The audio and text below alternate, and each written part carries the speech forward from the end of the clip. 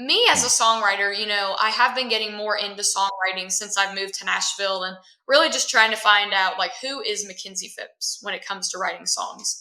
I like to write about those topics that somebody may need to hear it at some point in their life for a reason. Convey the story, and if they need to hear it at that time, then there it is for them. It's there for them to listen to and to just kind of get through things.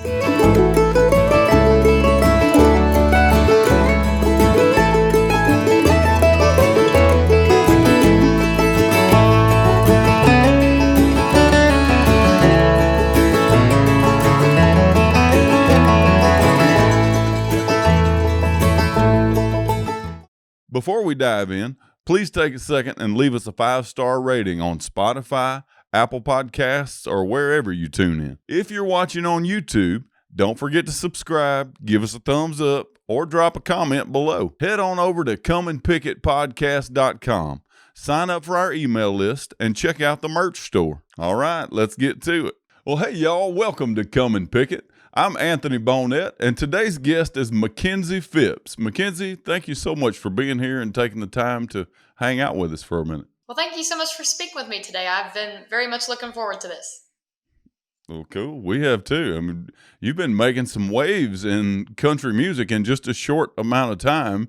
I mean, you're a young whippersnapper. Where'd you grow up? I was born and raised in the beautiful state of Virginia. I was actually born smack dab on the Virginia-West Virginia line. So I kind of like to say that I was raised in both states, but I actually moved to Nashville, Tennessee last year. So I left the country life and now have entered the city life.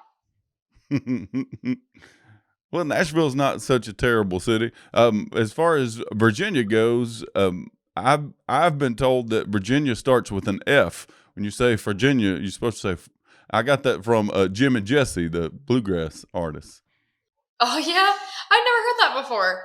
That's kind of cool. I guess Virginia. Now you got me doing it.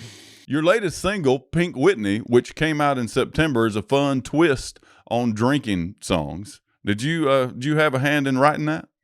Yes, so I actually wrote the entire song, and I had so much fun writing this song and just kind of diving into a different writing style. I was actually going to ask if you knew what Pink Whitney was prior to the song. Did you know? Well, I did not. Prior to the song, I will admit I don't drink girly drinks, so I drink, kind of manly, straight kind of stuff. So yeah, so Pink Whitney, for those out there that have never heard of her, so it's a pink lemonade New Amsterdam vodka, and they sell it at all of your local liquor stores. And I just kind of wrote the song to introduce people to the drink, and I thought it'd be fun to kind of personify the drink and kind of make it into a person because I wanted to tell how my relationship was with Pink Whitney, and it is a love-hate relationship. I love her, she hates me. It's unfortunate, but yeah, I had so much fun writing the song, and I feel that it came together perfectly. yeah, I mean, did you get a sponsorship out of that deal or what? No, I still keep crossing my fingers to this day that somebody from Pink Whitney hears it and they're like, all right, we're going to team up with her and get this thing going. But so far, nothing yet. Yeah, it's probably for the best if with that love-hate relationship you have. Yeah, probably so. I like Pink Whitney. For those out there that may be new to ordering drinks at bars and stuff, unfortunately, a lot of restaurants and bars and whatnot, they don't carry it for whatever reason. I don't know why. It's very rare. I've never found a place that actually does carry it other than liquor stores. So if you're wanting to try something that I think, in my opinion, is smooth, tastes good, a little sour and sweet, then I would definitely recommend Pink Whitney. Well, who doesn't like that? Tell me a little more about the song. Where did you record it? Who produced it? Just fill us in on all the details. Yes, so I recorded this song with my producer, Grady Saxman, and he's on the outskirts of Nashville, Tennessee. And with this song, I had actually went and recorded 2 songs at the time of Pink Whitney. Pink Whitney was one of them, and then the other one was Pick Your Poison. And with Pick Your Poison, I kind of had an idea of how I wanted the song to sound. And when I had just kind of filled Grady on how I wanted it to sound, he just ran with it and did so good and really captured how I wanted it to sound. But as far as with Pink Whitney, I, of course, had the basic concept and the accompaniment and everything along those lines, but I just really didn't know how I wanted it to sound overall. So I just was like, here, I'm going to give it to you, and you and your incredibly talented musicians figure out what path you want to go with it, because I am in no shape a like phenomenal musician, or a phenomenal guitarist or anything like that with instruments. I just love to sing, so I was like, I'm going to leave it to the professionals on what they think it should sound like, and I very much liked the route that Right. they went with it. Yeah, I've had that same experience. I play a little guitar and write songs, but taking it to a producer who has a vision, that's a talent all on its own to hear a song just strummed with a guitar and a vocal, and to invent this whole thing that you hear on the radio. That is an amazing talent. Very much so. Grady's a insanely talented human being. I mean, he does recording. He actually laid drum tracks to Pick Your Poison and Pink Whitney. He just has a very incredible musical ear. Sounds that way. Speaking of an incredible musical ear, one of my favorite waltzes, my favorite 3/4 time songs is Let an Old Racehorse Run. And my producer did a little digging and found that your uncle, Ron Simmons, is a songwriter and wrote that song. Is that the case? Yes, Ron Simons. He unfortunately went with the good Simons. Lord a couple of years ago, but he had written some incredibly, incredibly talented. My uncle had written so many incredible songs back in the day. I know he had written songs for Alison Krauss, Kristen Gale, Johnny Cash's younger brother. I've still been trying to dive into all of the songs he has written and pitched to people. So I will definitely have to check out that song that you mentioned, because I've had some people reach out to me and inform me of songs that he has dabbled with and sent to people. So I have to look that one up. But he's always been one of my, well, he was one of my biggest supporters. And just from a very young age, I got started singing when I was 4. And my mom said she would remember when I was a little girl and I just run around my mama's house and sing and whatnot, just for fun. My Uncle Ronnie had looked at my mom and was like, I'm telling you now that that girl has talent. That girl can sing. And I'm not just saying that. Like, there's something about her. So I always appreciate all of his kind words and the lessons he taught me before he did pass. Well, he's definitely true about your vocals. You're super powerful vocalist. So did you two ever get to collaborate on writing a song? We never got to really collaborate on a song per se. So growing up in my childhood, he actually spent a lot of his time in Maryland. That's where he had lived. And then he also did have like a, what's the word? Just a secondary home that was located in Virginia. Hmm. And whenever he'd come in throughout the year, I'd get to visit with him a couple of times. But mainly during my childhood, that was before, of course, when he had passed, that was before I got into like songwriting and really starting to play instruments and take my singing seriously in a Mhm. career. He had passed a couple of years ago, and during that time period, I had yet to really dive into songwriting and dive into music playing. That is, I mean, I did songs and I did shows and everything like that, but I didn't do my own material at the time. But he actually did gift me a guitar, and I still have it to this day. I actually have it just put in a safe place because I just don't want anything to happen to it. But I wish during that time, I wish I was born a little bit earlier so that I could have gotten to Hmm. just listen to him and all of his stories and just helpful advice when it came to music.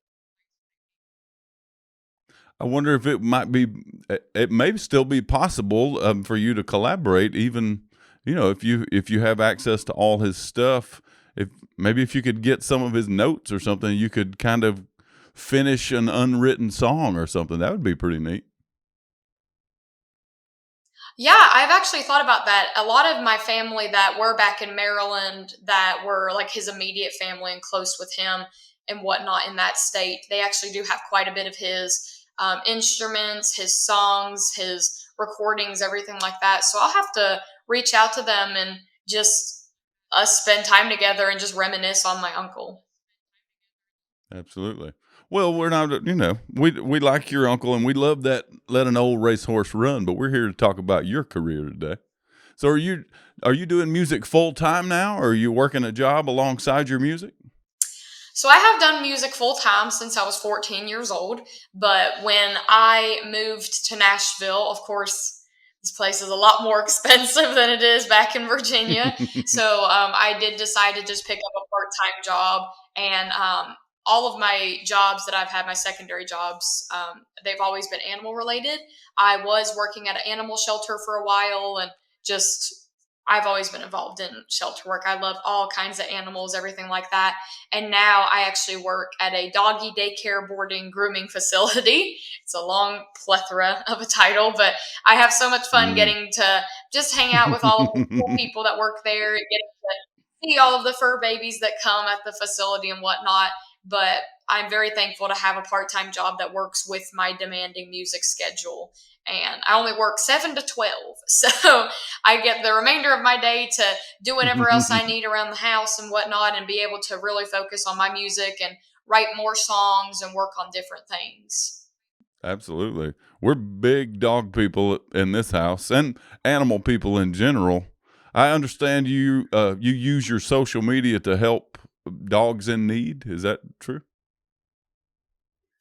Yes, back when I lived in Virginia, I had actually volunteered at a shelter in West Virginia, and I would go over there very often. I mean, I would go over there a couple of times during the week, and there were certain dogs that I would go and I'd take for walks outside. Every week, I did this segment that I made up, which was called Take Me Home Thursday, where I would spotlight a shelter animal. And they were primarily dogs at that time. When I had moved to the shelter in Nashville, I had done dogs and cats for that period of time I was there. But back in West Virginia, I would spotlight a dog and I would do like a little video on them and I would just talk about them and their personality and what they needed in a household in hopes that somebody out there would see the video and be like, oh, well, that dog would be perfect for my house or my lifestyle and whatnot. And I was able to get over 30 dogs adopted out within a year or two span. So I was very, very proud of that. And I feel people out there, if you've never went to your local animal shelter, they're always looking for volunteers, donations, anything like that. And at the end of the day, these animals in shelters, all they crave is just attention and affection and just to get out. So I guarantee if you went to one of your local animal shelters and you asked them, like, hey, could I volunteer and maybe walk a dog around the facility or just visit with them one on one, 9 times out of 10, they'll more than likely let you do that. Yeah, I've struggled with animal shelters myself because I want to bring all of them home, and it's hard to pick any one, and it's hard to leave all of them up there. I can very much understand that. When I first started doing shelter work, I was like that to a certain extent. I'm actually allergic to dogs and cats. I have 2 cats. They're if I didn't have them put up right now, they would be all over here taking the spotlight away from me. But when I started doing shelter work, it was a little bit difficult, and you just have so much pity for the animals. But the way I look at it is they are in a facility where they're getting fed, they're getting watered, going outside to use the bathroom, and people are taking care of them every day. And I know there's some shelters out there that may not be as splendid, I guess the word could be, or as positive.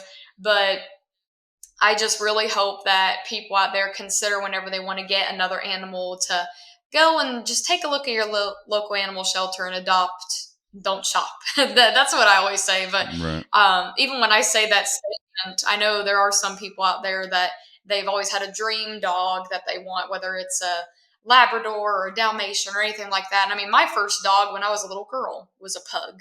And I have nothing against purebred dogs or breeding, anything like that, as long as it's done properly and as long as the breeders themselves Right. are doing everything that they're supposed to be doing. Yeah, I always said if I ever came across any money that I'd have a dog ranch and just have 30 acres or something fenced, a good fence and good dog habitat, and just let them run wild and me run wild with them. Yeah, I absolutely I look up to Miranda Lambert a lot with that. Like she's very involved in shelter Hmm. work and whatnot. She's got her own rescues and everything. So I look Hmm. up to her like that. Yeah, she's just from right up the road here. We're in East Texas, and that's where she's from. Maybe 30 minutes from where I live. So Wow, that's cool.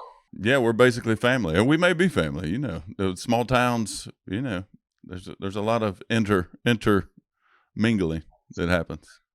So back to your career, what size and venues do you like best? What kind of a set do you play? Do you play mostly full bands? Do you play a duo? What how do you like to play? Yes, so ever since I moved to Nashville, I've been primarily doing duo shows with my backup singer and guitarist Hmm. Shane Begley. And this past year, we've been traveling everywhere in 2024. We were splitting our time between Tennessee and Virginia, West Virginia, because we still have all of our family and friends that like to support us. So I didn't want to stop going back home completely when it came to music. But Hmm. we primarily do duo shows at the moment. I'm hoping to get a band formed here in the next couple of months. And especially with me working on new material, I think I'm going in the right direction. It's just all about timing. But as far as my show goes, I love my shows and I do so many different songs. I do a wide variety of country. I tell them I can go as early as like Patsy Cline, Loretta, Tammy Wynette. I can meet you in the middle with like Brooks and Dunn, Garth Brooks, George Strait, and then I can be as relevant as Lainey Wilson, Megan Maroney, Morgan Wallen, all of them. So I like to keep it pretty broad. And even to this day, I have so many people out there that give me different requests of artists that I've never heard of. And I'm like, I'm going to have to add that to my list. But I sing so many different things and I just love what I do. So what percentage of your set are originals?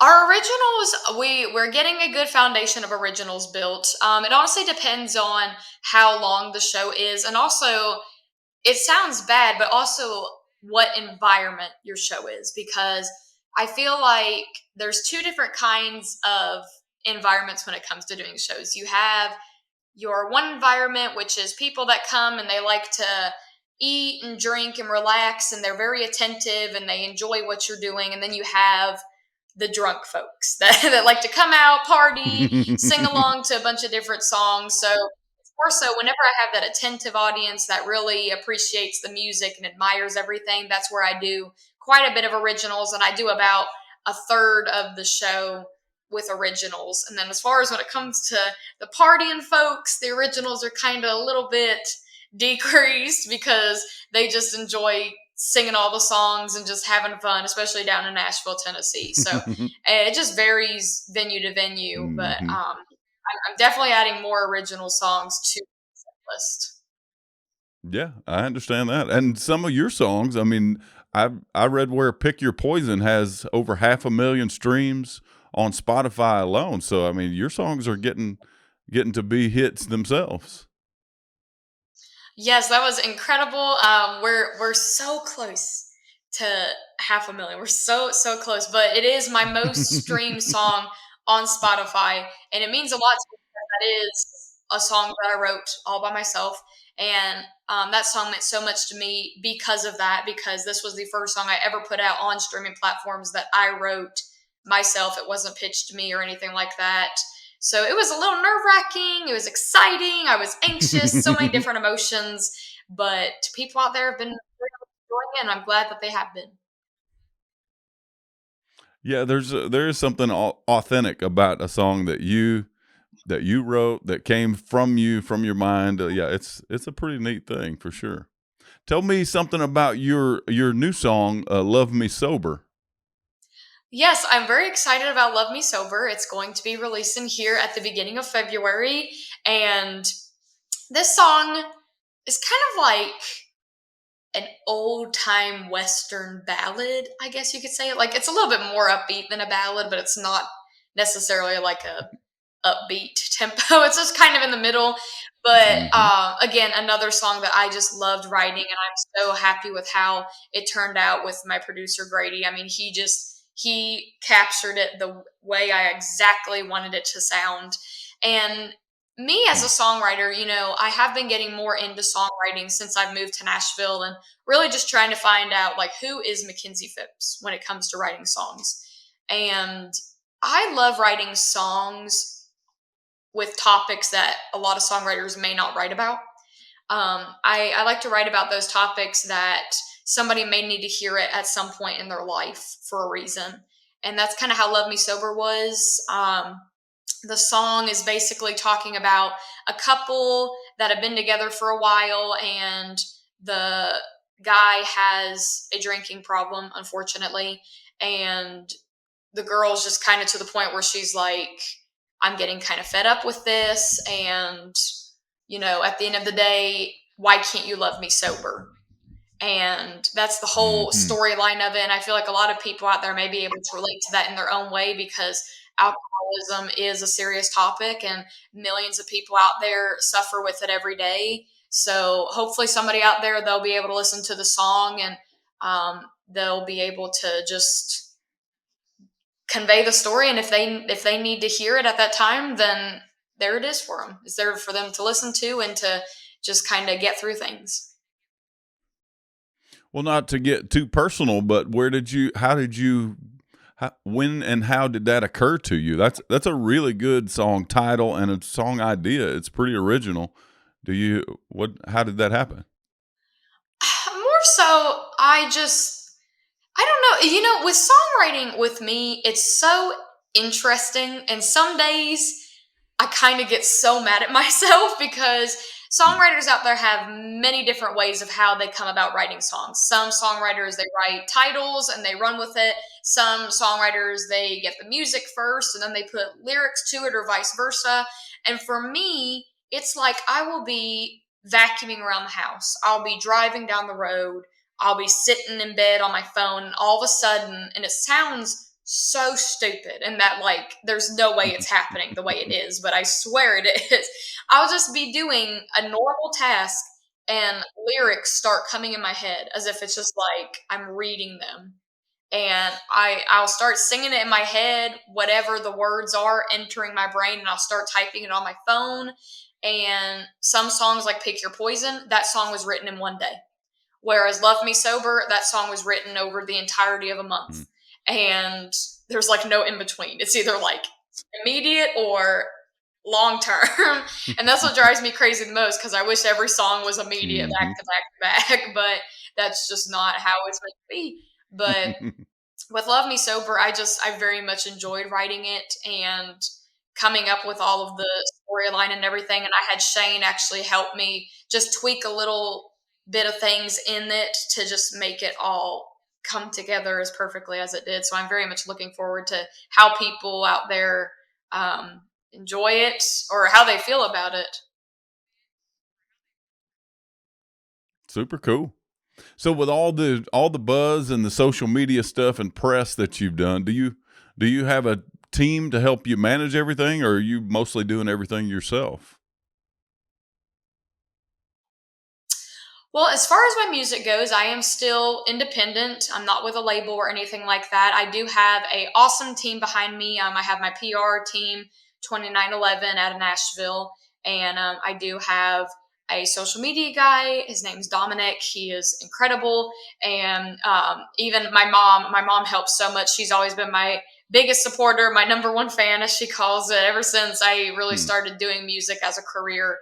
And just having the team that I have and the support that I have from all of them, it really does make the difference. And I won't lie and say being in music sometimes is rainbows and puppies every day of your life, because it's not. Hmm. Sometimes it can get a little bit discouraging, and we do live in a world today where everything is social media driven, everything is number driven with streaming and whatnot.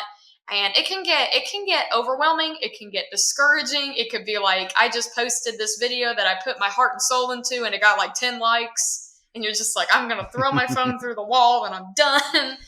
But we as musicians and artists, we push through every day. When we get like that, we go to bed and wake up, and the next day you're like, all right, what's next? What can I do? So it's just an endless cycle, Hmm. but we wouldn't be doing what we're doing if we didn't love it. Right. You definitely have the talent, and I would encourage you to stick with it. It is at your age. I mean, you have a lot of time to develop and to find your voice a lot too.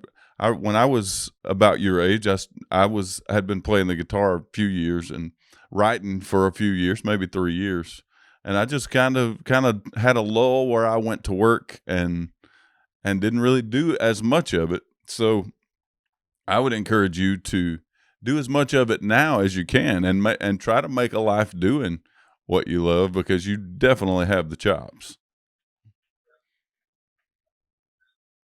No, absolutely. And I'm very fortunate to be doing a job that I do love because I talk about this all the time and I Hmm. get it from my dad.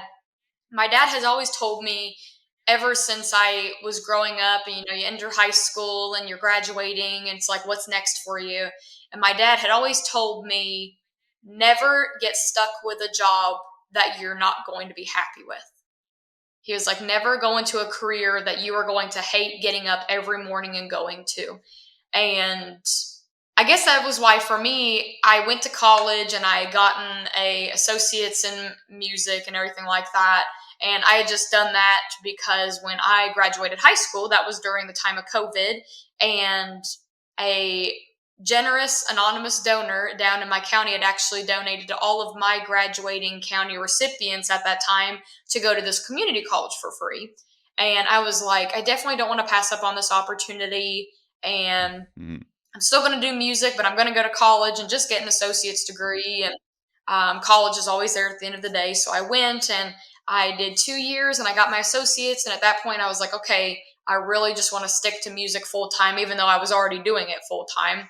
And this just all goes back into I'm fortunate that I do enjoy my job and I love doing what I'm doing, and I'm good at what I do. At least I hope to think so. But I couldn't imagine a life without music. So, if you weren't singing, what do you think you would be doing? This is a great question. And that question makes me think of the song by Luke Combs called Doing This. Have you ever heard that one? Hmm. I have. Still be doing this. That's that song has led me ever since I heard the song. Like I actually contemplated getting a Hmm. line of it tattooed on me, and the line would be at the end of the chorus, I'd still be doing this if I wasn't doing this. And I mean that's a story, it's a story of every Hmm. musician's life. Like him saying the very first line, someone asked me once in an interview what was growing up like, where'd you go to school, and what would you do if you weren't doing this? Right. And I really could not imagine doing anything but music. When I had graduated high school, I actually thought I was going to be a music teacher because my music teacher throughout middle school and high school was actually the same woman. And I had her for basically 6 years, and she taught me so many things. And she was just truly like a best friend and a mentor to me. And I was like, oh my gosh, I could just see me being like her. And then when I got into college, I was just kind of like, I don't think teaching's for me. I don't think teaching's for me. And so I've just always ever known music. So that's the only thing I'm really good at. So I definitely couldn't see myself being a doctor or being anything like that. Just I've always been passionate in music and I've been passionate in animals, and that's my part-time job. So I've covered both bases. There you go. So, so what's next for you after Love Me Sober? You got any upcoming projects you can share? Just continuing doing touring, getting everything on the calendar as far as different places I'll be at and different states and cities and whatnot that people can be following up. And if they're ever in the area, then they can come on out for a show. I'm still continuing writing new material, and I'm hoping to get an EP or even an album one day put out. But I've just been releasing singles, and I've been content with that as well. And just taking it day by day and learning new things and bettering myself as not only an artist, but as a person. Yeah, where can people find you and see where you're performing? I'm assuming social media. Yes, I'm available on all of the social media platforms. I'm on Facebook, Instagram, TikTok. I've really been trying to grow them Instagram and TikTok numbers. So if y'all have that out there, go follow me. And I also have my website, which is MakenziePhipps.com. And on there, you can find all of my touring dates. You can find all of my original material and everything like that. And also all of my social medias. And maybe our paths will meet out there. Yeah, and there's also a lot of covers on your social media. I listened to those covers for an hour today. I didn't hear a bad one in the bunch. Well, thank you. I very much appreciate that. I'm wondering which ones you heard. I'm like the biggest critic of myself, and it's so funny. I was talking to Shane because he does quite a bit of videos with, and I was like, I wish I could redo videos of songs that I had done in the past to show people how I sing them now. Because usually when we would do those videos back Right. then, it was you learn them in a week, you record them, and you're done. Then it's like the more you sing them, the more different they sound and the more polished they sound. So I'm like, it's on the internet forever. People can just enjoy the rough Right. draft. Yeah, I have some covers that are online too, and when I go back and watch them, I really don't like them because you're right that like that's not even me anymore. That's the me from like 2021. Yeah, absolutely. Yes. I look back at them all the time and I'm like, oh my gosh, I sing that song so much different now. Like if people could just hear it. Right. Yep. But you're doing really great. We've had so much fun having you on. Thanks to everyone for tuning in, and be sure to follow Makenzie and check out her single. And the links will be below in the description. Makenzie, thank you so much for being on with us. Well, thank you so much for speaking with me today. It's been a pleasure. Thank y'all for hanging out with us today on Come and Pick It. If you had a good time, don't forget to hit that subscribe button and drop us a review. It helps more folks find the show. Until next time, y'all keep picking it.